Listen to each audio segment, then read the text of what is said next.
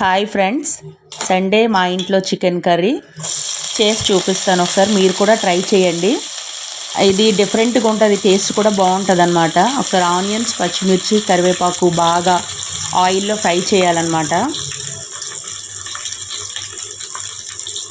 ఇవి బాగా రెడ్డిష్ వచ్చినంత వరకు బాగా వేపుకోవాలి.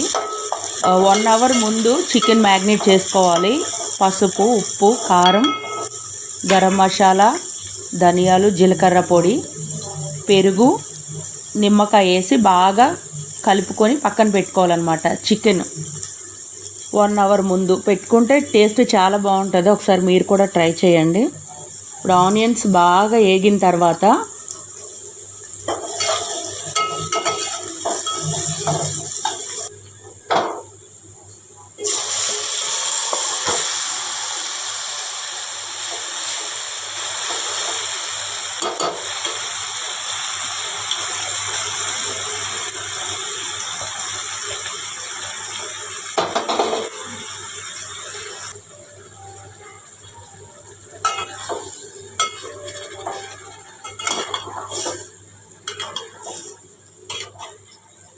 ఇలా ఆనియన్స్ బాగా వేగిన తర్వాత ఇప్పుడు 1 అవర్ నానబెట్టుకునే చికెన్ దాన్ని అందులో వేయాలన్నమాట. ఇప్పుడు దీన్ని బాగా ఫ్రై చేయాలన్నమాట.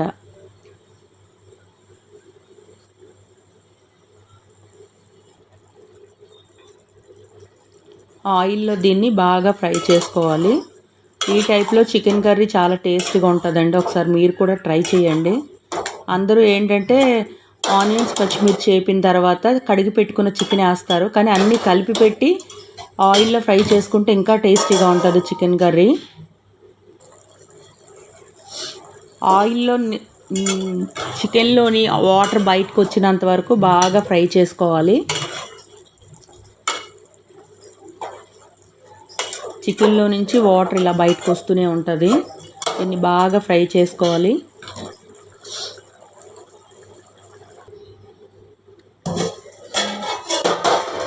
దీనిపైన మూత పెట్టుకోవాలి. ఆవిరికి బాగా ఇంకా మగ్గుతుంది అన్నమాట. చికెను వాటర్ ఇంకా వస్తుంది ఇలాగా.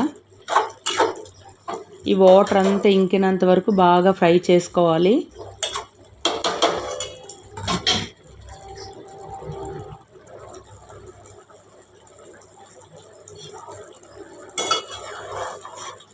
మళ్ళీ మూత పెట్టుకోవాలి.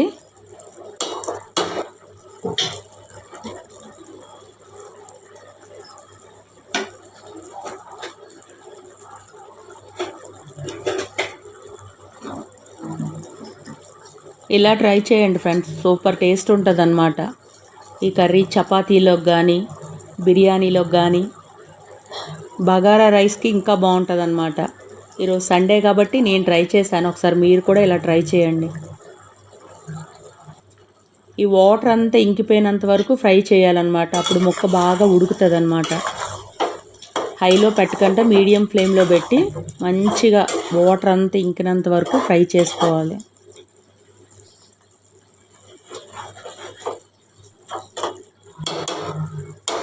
ఇది కసూరి మేతి కొంచెం మ్యాష్ చేసి అలా పైన వేసుకోవాలి. మంచి స్మెల్ వస్తుంది. ఆయిల్ పైకి తేలింది, ఇంకొంచెం దగ్గర పడినంత వరకు అంటే అయిపోయింది. ఇప్పుడే దించుకోవచ్చు, కాకపోతే ఇంకా కొంచెం ఫ్రై చేసుకుంటే ఇంకా టేస్ట్ ఉంటుంది అన్నమాట.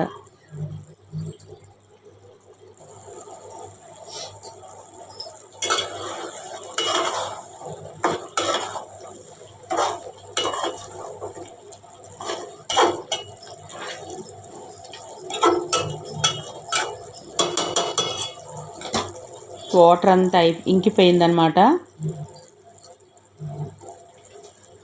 స్టవ్ ఇలా బంద్ చేసుకుంటే సరిపోద్ది కర్రీ.